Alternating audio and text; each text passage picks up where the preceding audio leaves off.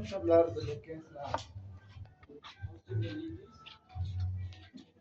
Definimos la osteomielitis como una inflamación del hueso causada por un microorganismo infectante, ya que puede ser localizada o diseminarse en el hueso y afectar lo que es la médula, la corteza, el periósteo y el tejido blando. ¿Cómo vamos a clasificar? Hay clasificaciones. A ver qué pasó. Hola, dime. Dime.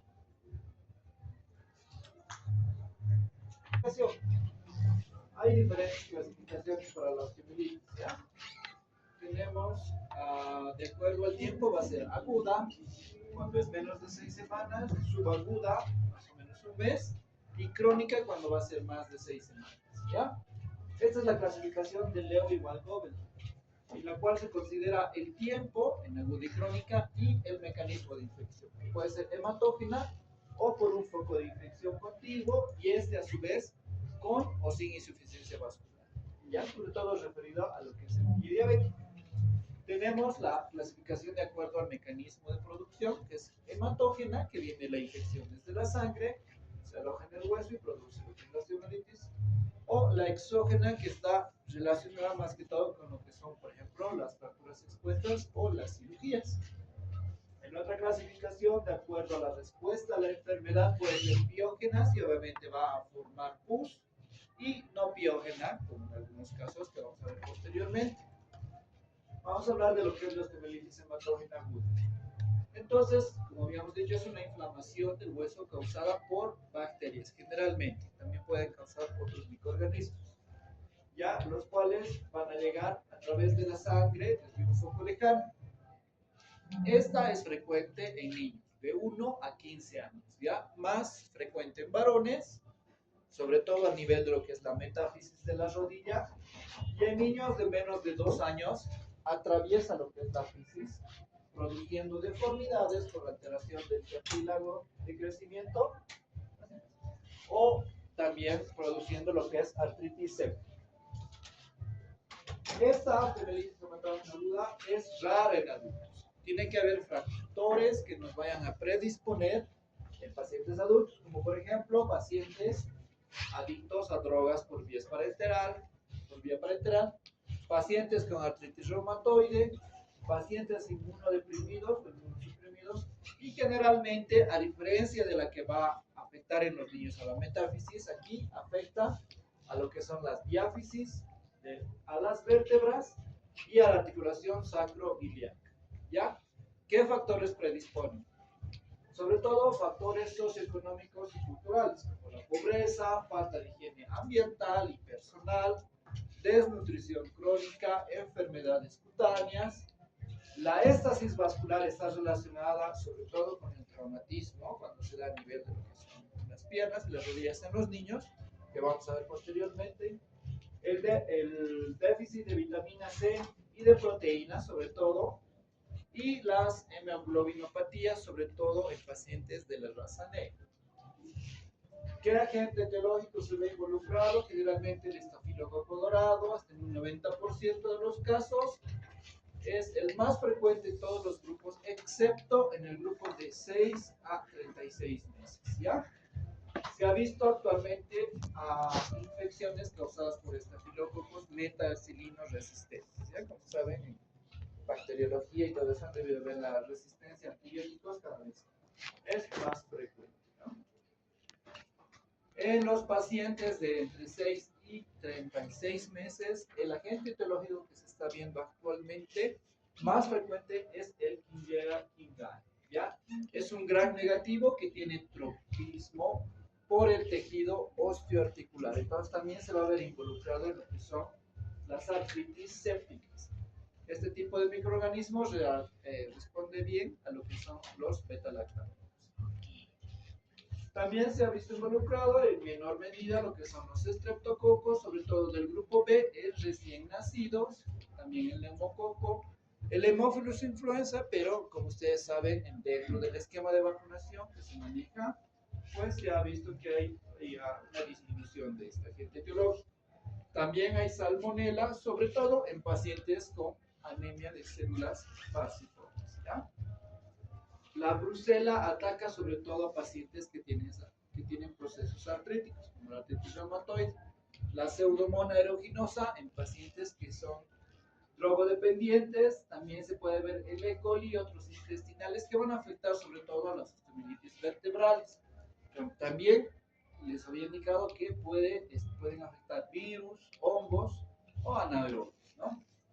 En cuanto a la etiopatogenia, ¿qué es lo que pasa? Vamos a tener la osteomielitis hematógena, la cual va a llegar directamente desde un foco, como les había mencionado primeramente, hasta el hueso, ¿no? De un foco infeccioso. Tenemos por inoculación directa, como por ejemplo se da en una fractura expuesta, el paciente va a sufrir primeramente una contaminación, infección del hueso y posteriormente se da la osteomielitis. Y por vecindad o extensión, que sobre todo vemos en los pacientes que tienen pie diabético. Ya, entonces en la osteomielitis hematógena tenemos este foco de infección, el cual se va a diseminar y sobre todo en los niños se va a afectar a nivel de la metáfisis, o se va a alojar en este nivel la infección. ¿Qué es lo que pasa entonces? A nivel de las metáfisis y sobre todo a nivel de la metáfisis proximal de la tibia, tenemos plexos venosos metafisiarios tortuosos, ¿ya? Entonces ahí es donde se da inicialmente la bacteriemia por un enlentecimiento del flujo y baja actividad de los campos. Además de que hay una baja tensión de O2, de oxígeno. Entonces todo eso va a favorecer a que las bacterias puedan multiplicarse y replicarse a ese nivel y puedan generar lo que es la osteomielitis. Actualmente se maneja la teoría de que el traumatismo, un pequeño cuando se cae, al sufrir el traumatismo va a sufrir micronecrosis a ese nivel. Generalmente los niños cuando se caen pueden golpear las rodillas o los brazos.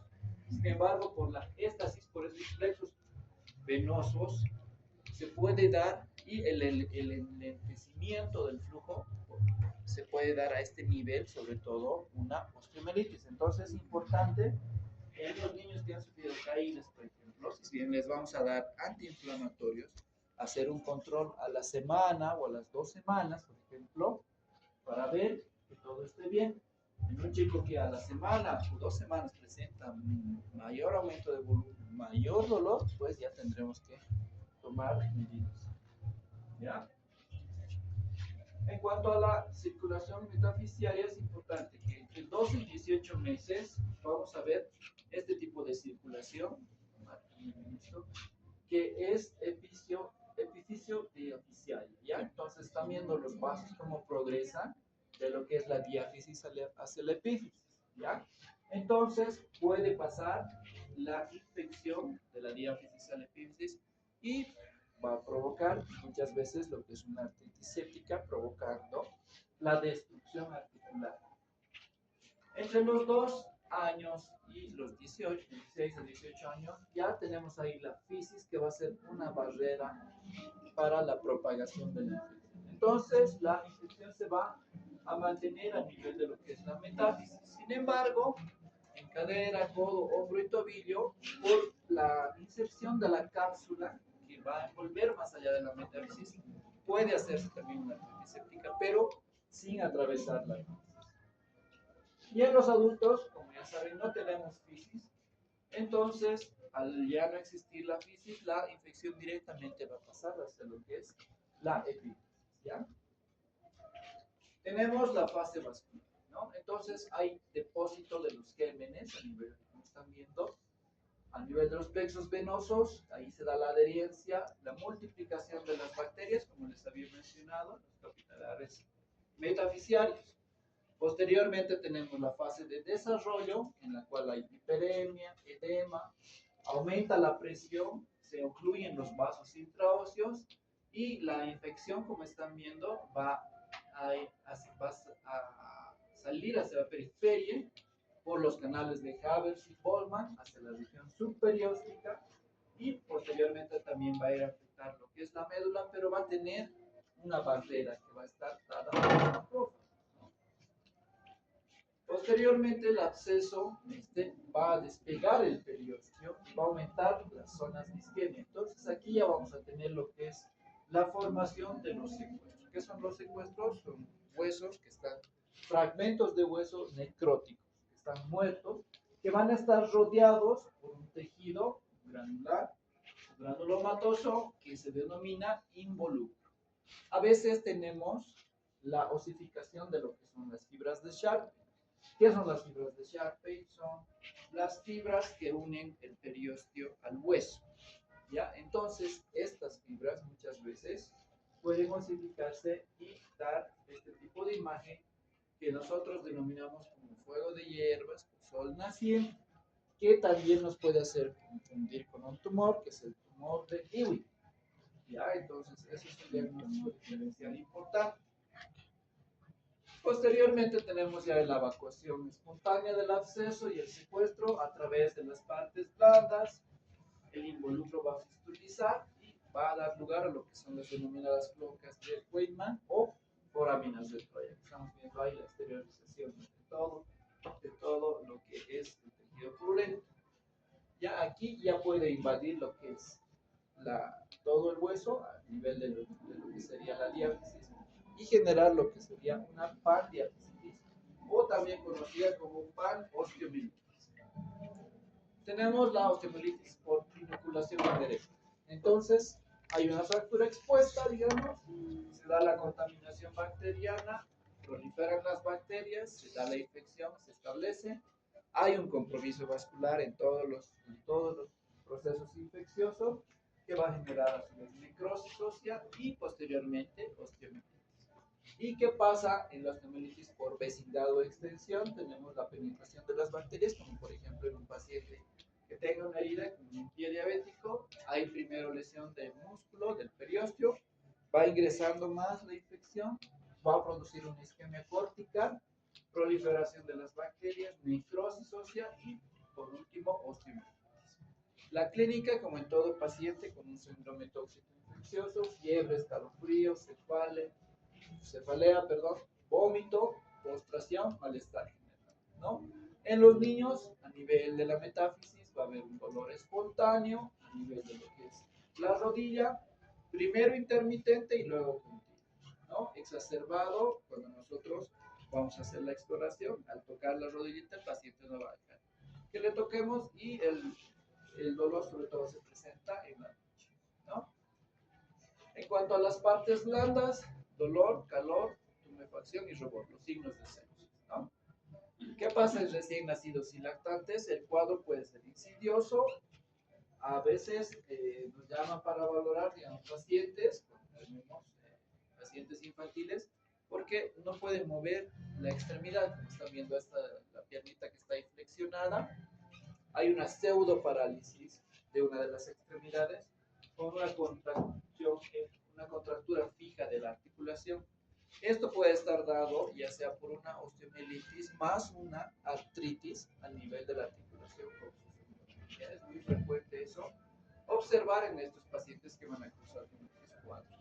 Entonces, la historia clínica vamos a hacer en base a los antecedentes. Si el paciente ha cursado con una infección, o hay algún foco infeccioso, algún foco, por ejemplo, a nivel dentario, si ha habido algún traumatismo, como les había mencionado, o alguna cirugía, ¿no? Entonces, vamos a tener que indagar nosotros en esto. El examen físico ya habíamos mencionado, dolor, impotencia funcional y las manifestaciones generales. En el laboratorio vemos una desviación a la izquierda, con un aumento de la velocidad de sedimentación globular, en un 95% de los casos, desde el segundo día, ¿no?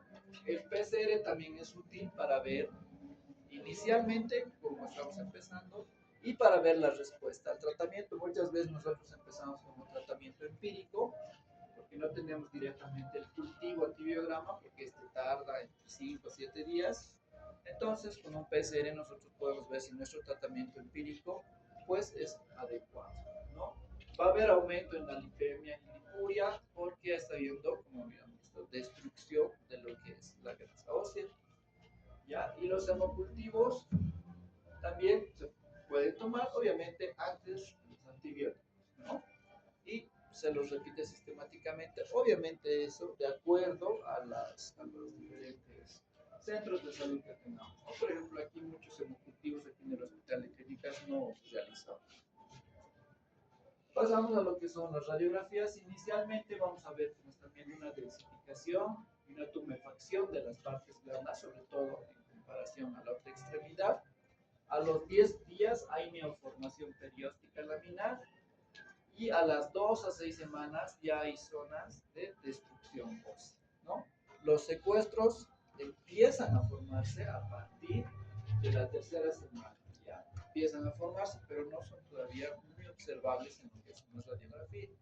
Ahí estamos viendo los secuestros, que son prácticamente como cavidades que podemos ver en lo que es el hueso. Vamos a ver posteriormente. Y ahí estamos viendo, por ejemplo, un paciente 6-7 meses en el cual ha tenido una osteomielitis que ha avanzado por la cápsula y ha destruido ahí la articulación coxofemoral del lado derecho, ¿no? Entonces estos pacientes muchas veces ingresan con una artritis séptica porque hacemos nosotros una punción a nivel de la cadera, obtenemos débito purulento y ingresamos con una artritis séptica. Sin embargo, es una osteomielitis, ¿no? Que ha salido hacia lo que es la articulación. Ahí estamos viendo otra radiografía donde se está viendo una osteomielitis a nivel de la falange distal del pulgar con destrucción ósea, ¿no? Y posteriormente nosotros podemos hacer o solicitar una tomografía. La tomografía, como ustedes saben, nos va a dar una mejor perspectiva de lo que es la destrucción ósea. En estos casos, o como por ejemplo en las fracturas, cuando son multifragmentarias, lo que solicitamos es una tomografía. Este es un absceso de Brody que vemos claramente en una radiografía y lo confirmamos con una tomografía, ¿no? Que corresponde a una osteomielitis subaguda que vamos a ver posteriormente. También podemos pedir otro examen que es la centellografía ósea. La centellografía ósea para osteomielitis se pide en 3 fases, ¿ya? Tiene una fase vascular, una fase precoz y una fase tardía. Entonces, en esas 3 fases, nosotros vamos a poder ver el radiomarcador que se va a presentar a nivel de lo que es el área captante, ¿no? De la infección. Estamos viendo, por ejemplo, aquí en este paciente que ha sido operado y que ha presentado una osteomielitis a nivel de lo que es el peroné. Inicialmente tenemos estas radiografías, ustedes pueden ver ahí en la placa, hay una especie de oquedad, ahí donde le faltan 2 tornillos, que ahí está formando lo que es un secuestro, ¿no? Entonces se ha solicitado a este paciente una centellografía y es esta, ¿no? Entonces la centellografía nos está confirmando lo que es la osteomielitis. Y aquí otro paciente, igual una centellografía, la cual estamos viendo área intercaptante en lo que es el fémur proximal. Igual una paciente operada de la cadera con un sistema, con un clavo PFN, con una infección igual, una osteomielitis ¿no? De fémur proximal. La ecografía nos sirve para ver la participación de lo que son las partes blandas, como sabemos, y para poder ver si existe pus a nivel superior. Esto sobre todo en pacientes infantiles. La resonancia nos puede determinar más rápidamente cambios precoces en lo que es el hueso y en las partes blandas. Es de elección a nivel de lo que es la columna. En algunos casos puede sobreestimar la extensión porque nosotros vemos esa imagen blanca que ustedes ven puede ser simplemente edema. Y sobre todo en T2, nosotros es donde vamos a ver la formación de pus que podemos muchas veces confundir con el edema, ¿no? Entonces, por eso se puede sobreestimar la extensión de la infección. ¿Ya? Aquí está la diferencia, por ejemplo, entre una tomografía al lado izquierdo y una resonancia magnética a su lado derecho. ¿Ya? Entonces, la tomografía nosotros sobre todo vamos a solicitar para ver cuánto es el compromiso de la parte ósea para ver si una vez que este paciente esté operado va a necesitar algún tipo de fijación, ya que nosotros tenemos que vaciar todo esto y vamos a ver tal vez posteriormente de fijar con un fijador externo posiblemente o algún clavo con cemento y antibiótico en este caso, ¿no? Diagnósticos diferenciales pues tiene varios osteomielitis, ¿no? Como fiebre reumática, artritis reumatoide, traumatismos obviamente, y dentro de los procesos tumorales, con lo que hay que tener muy en cuenta es el sarcoma de Ewing, ¿ya? Porque este sarcoma de Ewing es esa imagen que ustedes están viendo, se presenta muy similar a una osteomielitis. ¿ya? Pero ¿qué es lo que va a diferenciar? El sarcoma de Ewing va a tener una osteoporosis difusa y vamos a tener un aumento de lo que es la fosfatasa alcalina, ¿ya? Y además, obviamente, va a provocar metástasis, ¿no? Nosotros solicitamos una tomografía pulmonar y muchas veces vamos a encontrar con metástasis. Entonces, ya está hecho el diagnóstico diferencial. También puede haber tuberculosis, diagnóstico diferencial con la tuberculosis ósea, una sinovitis transitoria de lo que es la cadera, que se presenta también en infantes. Igual, en los niños, por ejemplo, 2 años, 3 años, se presentan con la extremidad, con esa pseudoparálisis y dolor. Y nosotros, ¿qué es lo que tenemos que hacer? Solicitar una ecografía, y si la ecografía nos reporta que hay líquido, pues nosotros tenemos que hacer una punción. Y si hacemos una punción, claramente vamos a ver un líquido citrino, amarillento, que nos estaría indicando una sinovitis transitoria. De todas maneras, nosotros antes de llevar en la clase de infecciones tenemos que hacer un estudio citoquímico de esto. Y el estudio citoquímico ya nos va a dar si realmente es un líquido inflamatorio y no infeccioso. Caso contrario, si estaríamos frente a pus, digamos, pues tenemos que hacer una limpieza quirúrgica, ¿no? ¿Qué complicaciones tenemos? Igualmente varias, como los abscesos, fístulas, artritis sépticas, sepsis en sí, las dismetrías, ¿ya? En cuanto a las dismetrías, puede aumentar la longitud del hueso. ¿Por qué? Porque si hay una infección que esté localizada cerca a lo que es una fisis, por la hiperemia que va a dar el organismo, pues va a empezar a crecer un poco más. Pero ¿qué es lo que pasa generalmente? Hay una disminución de la longitud, ¿ya? ¿Por qué? Porque la infección va a destruir la fisis. Y al destruir la fisis, pues el paciente ya no va a tener crecimiento así, ¿no? Pueden darse desprendimientos epifisiarios, sobre todo a nivel de la cadera, fracturas por debilidad del hueso, como les había mostrado en esa tomografía. A veces la parte que está sosteniendo el hueso ya no es muy compacta, digamos, y va a producirse una fractura patológica. Y hay una cronificación de las úlceras, que se denomina úlcera de Marjorie, que puede ser un carcinoma espinocelular que tiene mal pronóstico. El tratamiento, lo importante son estos 4 preceptos. Tiene que ser precoz, comenzar lo antes posible. Tras la toma de cultivos y antibiograma, no hay que esperar el resultado. Nosotros hacemos un tratamiento empírico directamente, y con esto me refiero a que si nosotros vemos un niño, digamos, que se cae y que con 2-3 días de antiinflamatorios tendría que estar bien, ese niño, pero si presenta más dolor, obviamente nosotros tenemos que hacer una radiografía comparativa, ¿no? Porque también puede tener una fisura o una fractura. Entonces, si nosotros estamos sospechando, tiene calor, sudor, aumento de volumen, podría estar empezando una osteomielitis. Entonces, ustedes si han visto eso, tendríamos que iniciar directamente con un tratamiento antibiótico. Entonces, a eso se refiere de ser precoz. A dosis altas es lo que importante. Ya tenemos que manejar de acuerdo al esquema que nosotros sabemos, las dosis más altas que se le puedan dar al paciente. La terapia es secuencial, primero intravenosa, paciente internado, y posteriormente va a pasar a la vía oral. Y el tratamiento es prolongado hasta 6 semanas. Y hay pacientes que tenemos en el hospital de clínicas con osteomielitis y que están haciendo su tratamiento, ¿no? Así, tratamiento prolongado. Como les había mencionado, el tratamiento es empírico hasta tener el cultivo y el antibiograma, ¿no? Y ya con el cultivo y antibiograma, pues nosotros vamos a determinar ya qué antibiótico vamos a utilizar. El tratamiento quirúrgico lo vamos a hacer si hay abscesos, pues tenemos que drenar. Con la ecografía vamos a poder ver esto. Si puede haber una artritis séptica concomitante, como les había mencionado, y muchas veces tenemos que hacer biopsia de lo que es el hueso para dar adecuadamente el diagnóstico, ¿no? Tenemos la osteomielitis subaguda, hematógena, que tiene característicamente lo que se llama el absceso de Brody, que les había mostrado en esa radiografía y tomografía de rodilla, ¿no? Aquí el dolor es menos intenso, la temperatura puede ser normal o leve. El paciente generalmente no refiere tanto dolor a nivel de lo que es la rodilla o el tobillo, digamos.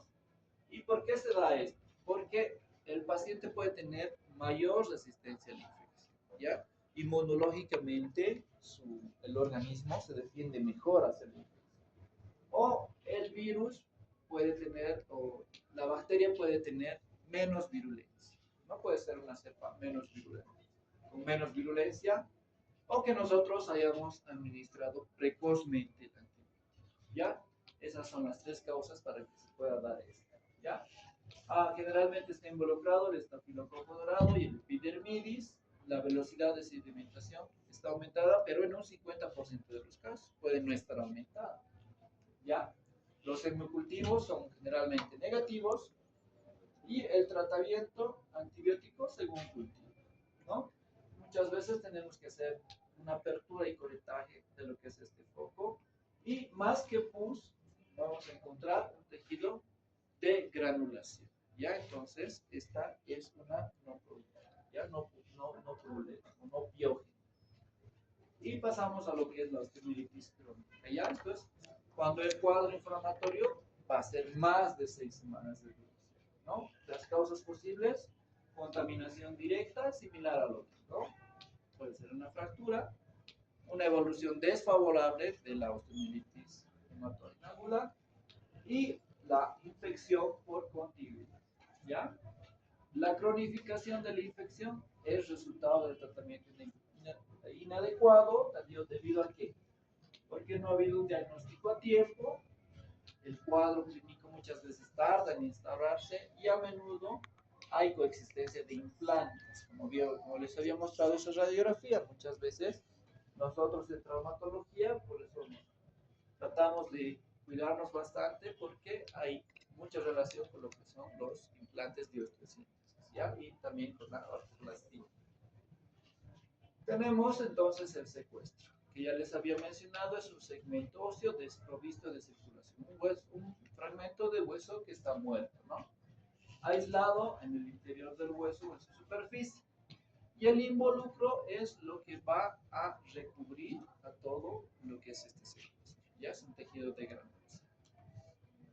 Y tenemos una osteomielitis crónica igual, en el cual, si va a seguir evolucionando, pues va a ser una fistulización y vaciamiento del contenido purulento hacia el exterior. Para esto nosotros manejamos, para la osteomielitis crónica, manejamos lo que es la clasificación de Sierre y Mader, ¿ya? Esta clasificación de Sierre y Mader va a tener estos dos parámetros: el tipo anatómico y la clasificación. De acuerdo al tipo anatómico, tenemos el medular, superficial, localizado y el difuso. El medular es una lesión endostal. Aquí estamos viendo el medular, ya es una lesión solamente del endosto, ¿no? El superficial va a afectar a la cortica. Estamos viendo aquí. El localizado, ya tenemos un fragmento, un secuestro, ¿ya? Que se puede ver aquí en el localizado. Ya vamos a tener la formación del secuestro. Y el difuso ya afecta prácticamente a todo. Y lo que se refiere a la clase fisiológica, tenemos huésped de tipo A, B y C.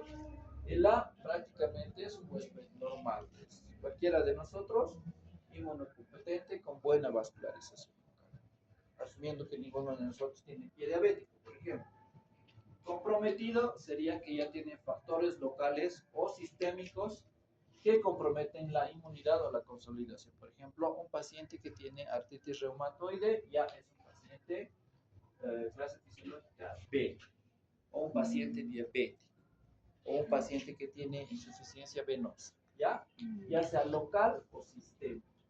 Y prohibitivo es mínima disfunción residual, morbilidad predecible demasiado alta o mal pronóstico para la curación. Esto se refiere a pacientes que, digamos, son diabéticos, aparte tienen problemas renales, por ejemplo, ¿no? Pacientes renales terminales, o pacientes que tienen mucho compromiso en la extremidad que está afectada y que el tratamiento en sí va a ser una amputación, ¿ya?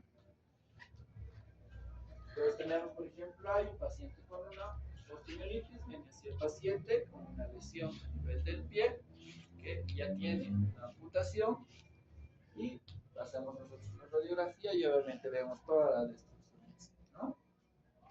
El tratamiento, igual, de acuerdo a el cultivo y antibiograma, nosotros vamos a determinar el microorganismo infectante, por ejemplo, una herida punzante en el pie, va a ser el agente infeccioso, una pseudomonas aeruginosa, y para esto vamos a utilizar, por ejemplo, la ciprofloxacina o la ceftazidima. En cuanto al tratamiento quirúrgico, ¿cuáles son los objetivos? Obviamente, eliminar la infección y restablecer la función del miembro. Entonces, ¿qué es lo que nosotros hacemos? Hacemos inicialmente un desbridamiento, que les había hablado en la anterior clase. Retiramos todo el tejido que está desvitalizado, hacemos una incisión y vamos a limpiar todo lo que es el tejido y vamos a tomar una muestra para lo que es anatomía patológica, para que anatomía patológica nos pueda dar el diagnóstico final. Entonces ahí estamos haciendo la limpieza y tenemos que hacer una reconstrucción del defecto, ¿cierto? Entonces para eso nosotros tenemos, por ejemplo, la técnica de Paffinel, que es una técnica antigua, en la cual se hace un desbridamiento, se limpia todo el tejido que está necrótico o todo el tejido que está infectado y nosotros sacamos un injerto de hueso, por ejemplo, puede ser un injerto de cadera.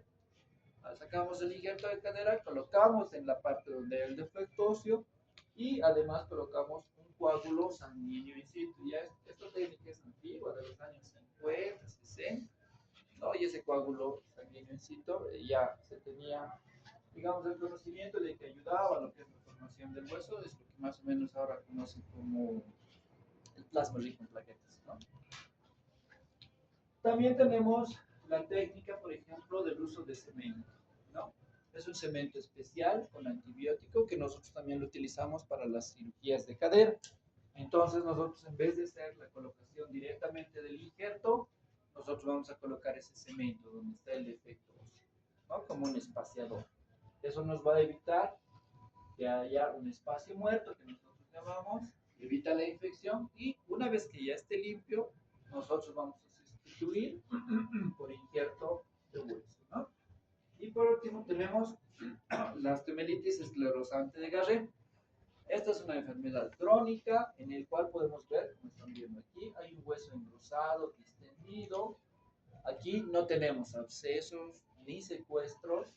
Afecta a niños y adultos jóvenes y es de etiología desconocida. Ya generalmente se piensa que hay una bacteremia de baja virulencia, ¿no? ¿Qué es el tratamiento? Pues se hace una antibiótico terapia, generalmente contra lo que son los gram positivos, y fenestración. ¿Qué es la fenestración? Nosotros agarramos, hacemos una cirugía en la cual vamos a perforar la diáfisis con una broca, ¿ya?